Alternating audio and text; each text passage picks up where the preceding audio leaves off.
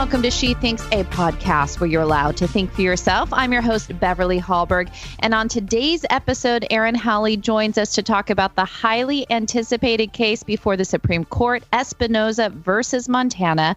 This case is seen as a potentially landmark education case since the ruling could settle the ongoing battle over the use of public funding for religious schools and may be poised to declare Blaine Amendments unconstitutional. Before we bring her on, a little bit more about Erin.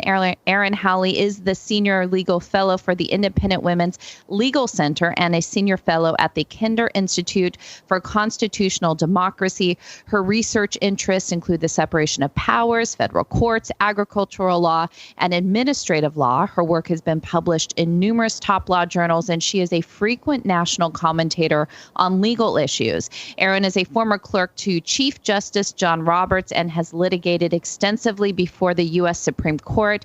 Erin and her husband, U.S. Senator Josh Hawley, have 2 active boys, a dog, and a horse. Erin, thank you so much for joining us again. I'm so glad to be here with you. Thank you. So first of all, I want us to just kind of back up. Let's talk about this case, Espinoza versus Montana. Can you lay out what this case is really about?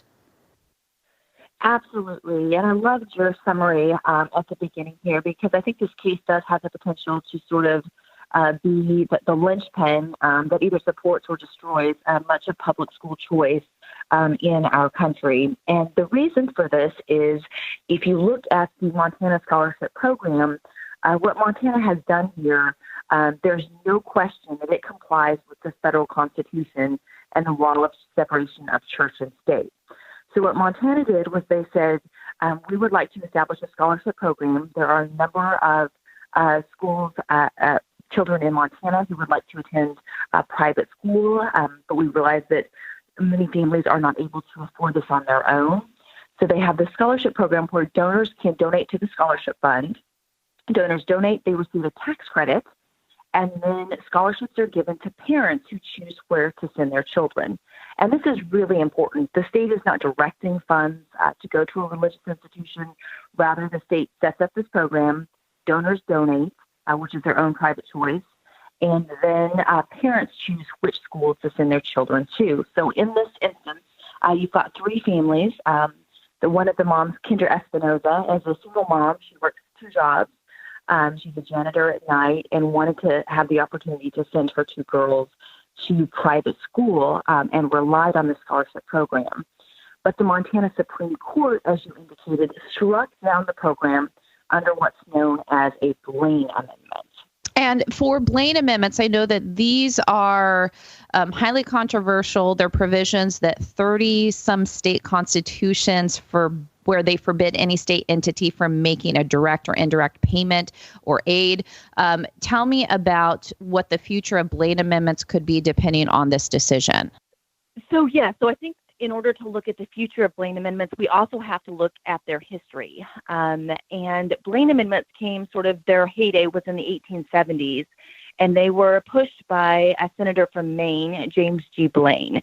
Now, Mr. Blaine had presidential aspirations, and he sought to capitalize on a sort of wave of anti-Catholic sentiment in the country. So these Blaine Amendments, as a plurality of the Supreme Court recognized in a case called Mitchell versus Helms, were actually born out of anti-Catholic sentiment and the desire to keep public funds from any sort of Catholic school.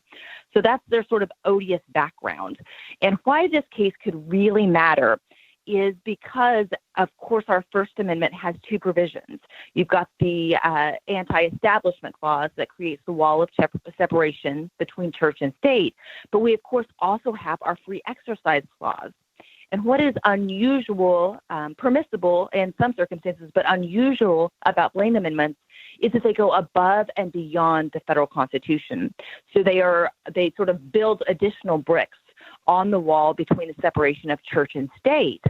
And while a state can provide additional protections, for example, in the Fourth Amendment context, in the First Amendment context, we also have another provision that protects the free exercise of religion. So it could be the case, and I think it's very much the case in this Montana case, that a state's Blaine Amendment actually runs afoul of the free exercise clause. And just a few years ago, the Supreme Court held that this was the case in another case dealing with Blaine Amendments out of Missouri called Trinity Lutheran. And I know that case was about funding for mulch and a playground, correct? That's correct, yes. And so the ruling the ruling on that one ended up being what? So the ruling on that was that a state could not expressly discriminate against a religious entity in the award of a generally available grant. So sort of in layperson terms, if the state is going to offer a program that's freely available, it can't say you cannot apply because you are a church or a religious entity. They have to freely offer it to everyone. And if a religious entity meets the qualifications, then they are entitled to whatever the program is under the free exercise clause. And so oral arguments took place last week. Did you, first of all, hear the case that you just mentioned? Was that used as precedent in some of the oral arguments? And what did you make of the oral arguments as a whole? Absolutely. So I think the petitioners here, the families, have a really good argument that this case is absolutely controlled by the case in Trinity Lutheran. Here we have a state program that purported to be generally available, but the Montana Department of Revenue said, oh, but by the way, religious schools are not able to accept these funds. They're not eligible. So that's a direct violation of Trinity Lutheran, and it is a direct violation of the free exercise clause. There is, of course, the sort of now infamous footnote in the Trinity Lutheran case where the court notes that this is a case about playground mulch, not about other things. But of course, a court decision, a Supreme Court decision is not supposed to be just for one case. It's supposed to be precedential. And the basic principles of Trinity Lutheran definitely govern here. And as you mentioned, this is about the state of Montana. We heard oral arguments last week. I'm assuming we can expect a decision in the June decision release time, which is where major decisions are often released. But curious from you, do you expect June as finding out what the Supreme Court has decided? And also, what could this mean for the other states that have Blaine amendments? Those are great questions. And yes, it's possible if the court since it's just January, it's possible that the case will come out earlier. But as you say, this is a very controversial case, involves these Blaine amendments from 30 states or could involve them. So yes, I probably wouldn't expect the opinion before June. And I think the court has a couple of different ways that the case could go. I imagine that it will be a split case, likely 5-4. And in the oral argument, one of the sort of arguments pressed by the so-called liberal justices was the idea that the families didn't have standing here. So Justice Sotomayor, for example, highlighted that it was the donors that received the tax credits and it was the school that received the funds. So, what interest did the parents have? Now, of course, the parents want to send their children to school, which seems like a pretty direct injury. But it also highlights just how attenuated the flow of state funds here is to the school, because it is broken by the parents' choice. The parents can send their children to a private sectarian school. They can send them to a private secular school. And the Supreme Court has been very, very clear in the Federal Establishment Clause context that when you have third-party choice, that breaks the link between the state and the entity, and there can't be an establishment of religion, so it doesn't violate the First Amendment. So I think if we look at those arguments about standing, and if we look at a case called Zellman versus Harris, which upheld state vouchers because of parental choice, we see here that there can't possibly be a Establishment Clause violation here with Blaine amendments. And it really suggests more broadly the state Blaine amendments, both because of their background and then also because of their tension and conflict with the free exercise clause need to go. And of course, not everybody has the same perspective as this case as you do. I want to talk a little bit about the opposition. Randy Weingartner, the president of the American Federation of Teachers, said that this would be a virtual earthquake in the public education system. So it sounds like you have administrators, teachers, unions who are fearful that if the case goes in the way of these families, that this could lead to further funds being removed from public education, public schools, and therefore harming public schools. What do you make of some of the the attacks on this, especially from unions and teachers? Well, I think it's a great response to those attacks is just to look at the facts of this case. Again, to talk about Kendra Espinoza, she's a single mom, works 2 jobs. One of her children, she says, was bullied in public school because she was reading a Bible during recess. So we have a long history in this country of recognizing that parents have the right to direct the education of their children, and for good reason. We want parents to be invested in their children's education. Parents intuitively know what all the social science research says, and is that children are different. They're unique, and they learn differently. And it's a parental sort of right and also responsibility that we, as parents, try to place our children in the place where they most thrive. And so I think when you look at this sort of parental interest in education, we see really compelling evidence for the availability of different schools. And public schools are a great service to our country, but there is space for other schools and for parents to choose the schools that are best for their children. And then perhaps the public schools can compete with these schools in offering better education as well. And I wonder if this, and this may not have anything to do with it, but I'm curious if this could lead to other discussions about religious institutions being nonprofits to begin with. So you talk about the tax credits that the donors receive for providing these scholarships, and then the parents can choose where they want to send their child. Is this bring up even more questions that we may see in the future when it comes to court cases about whether or not religious institutions can be tax exempt to begin with, and whether or not that is a violation of church and state? So that's a good question. So that particular question about the tax exempt status isn't at issue in this case because it's dealing more with the tension between a state constitutional amendment and the federal free exercise clause that guarantees the right to freely exercise our religion.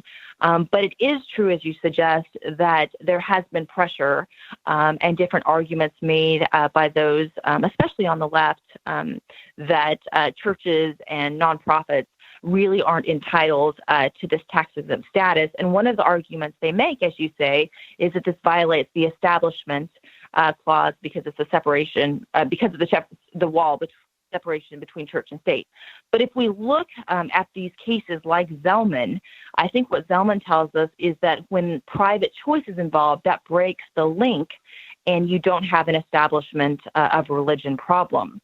And in the nonprofit context, it's of course donors who choose where to give their dollars. And of course, the federal campaign that is eligible for federal employees to donate to various nonprofits includes religious entities in those under the federal rules. And the reason for this, again, is the recognition that it's the employee's private choice to donate to a religious institution or not. And it's not an establishment of religion for the government to provide this generally applicable program. And I'm curious from you, since you are a former clerk to Chief Justice John Roberts, some are saying that we have to wait on how he decides on this, that he could be the determining decision on this, on which way it goes, 5-4. Any insights into him? And since you know him and worked for him, any thoughts on how he's going to view this case? So I think if we look at his jurisprudence, we see a Chief Justice who has been very supportive of religious liberty. I think if we look at a number of cases, including Trinity Lutheran and also the Little Sisters case, he has been particularly able to bring other justices along. So Trinity Lutheran was actually a really lopsided case in which almost all of the justices held for the religious preschool there. Similarly, the Little Sisters case, the Zubik case, came out unanimously, again, I think because the Chief Justice was able to pull the rest of the court along. In this case, given the 30-some Blaine Amendments, I doubt that he will be able to do that. But I think if we look at the history of his jurisprudence, that he will be a supporter of the free exercise clause, and that he will also find the history of the Blaine Amendments and their anti-Catholic background to be troubling. And final question for you. You're a senior legal fellow for the new Independent Women's Legal Center. I'm curious what other Supreme Court cases you have your eye on in this term. Absolutely. Well, this is an exciting term on a number of different legal bases. A couple of cases that the Independent Women's Legal Center is looking at also include religious liberty. There's a ministerial exceptions case that the Supreme Court has just granted cert on. And this sort of deals with internal church governance and how churches go about hiring and firing people that work for them, and whether the state and federal government can interfere in those internal church processes. There's also another Little Sisters case that the court just granted last week, sort of a follow-on. The government is still after the Little Sisters, so we're hoping to weigh in on that. On a completely different front, the Supreme Court has relisted a case, a cert petition on its docket that deals with how far administrative deference goes. So under a judicially created doctrine, Chevron, federal courts are required to defer to an agency's interpretation of a statute. Now, Justice Gorsuch and many people would say that that's actually the court's job to interpret a statute, not an agency, an unelected agency. But Chevron says courts have to defer. And in this crazy follow-on case, the court said that they have to defer even if a federal court has interpreted a statute. So the Supreme Court says statute X means Y. The agency says statute X means Z. And then the federal court next time around has to say, actually, it means Z. So this case is on the docket. And I think it's important on its own grounds, but also because it could be sort of a chip in the Chevron wall. And it looks like the court is interested in taking it from the relist. So we're watching that closely as well. And I know I said final question, but one more question. Would you say that there has been a dramatic increase in the amount of cases that deal with religious liberty in the past 5 years? Absolutely. So particularly this term, the court has already granted that there are consolidated cases in Lady of Guadalupe, which is the ministerial exception cases. We have the Espinoza case, and we have the Little Sisters case. So that's 4 cases in just this term, which must be some sort of a record for sure. Well, we so appreciate you coming on and breaking it down in simple terms for those of us who do not have a law degree like you do. So, Erin, as always, thank you so much. Well, thanks so much for having me. Glad to be here. And thank you all for joining us today. Before you go, I did want to let you know of another great podcast you should subscribe to in addition to She Thinks. It's called Problematic Women, and it's hosted by Kelsey Bowler and Lauren Evans, where they both sort through the news to bring stories and interviews that are of particular interest to conservative-leaning or problematic women. That is, women whose views and opinions are often excluded or mocked by those on the so-called feminist left. Every Thursday, hear them talk about everything from pop culture to policy and politics by searching for Problematic Women wherever you get your podcasts. Last, if you enjoyed this episode of She Thinks, do leave us a rating or a review on iTunes. It does help. And we'd love it if you shared this episode so your friends know where they can find more She Thinks episodes. From all of us here at Independent Women's Forum, thanks for listening.